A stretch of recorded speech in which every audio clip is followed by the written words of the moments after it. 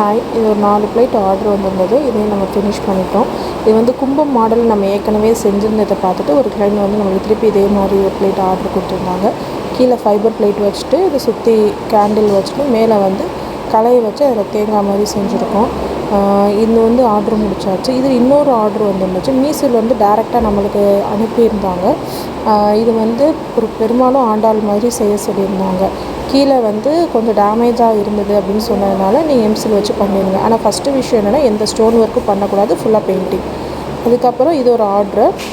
எங்கள் பிளேட் வாங்கிட்டாங்க. ஸோ ஒரே டால் மட்டும் கேட்டிருந்தாங்க. இது நம்ம ஷாப்புக்கு வச்சுருந்தோம். முருகன் பிரிண்ட் அவுட் பண்ணிவிட்டு அதில் ஸ்டோன் ஒர்க் பண்ணி வச்சுருந்தோம். உண்மையாகவே இதை ஒரு ஃப்ரேம் பண்ணோன்னா அவ்வளோ அழகாக நல்லா 3D லைட்டிங் போடும்போது அவ்வளோ அழகாக அந்த ஸ்டோன்ஸ்லாம் ஒர்க் ஆகுது. ஸோ இதையுமே நம்ம ஃப்ரேம் பண்ண போகிறோம். நெக்ஸ்ட்டு வந்து மினி டாலில் வந்து அஷ்டலட்சுமி வந்து செஞ்சுருந்தோம்.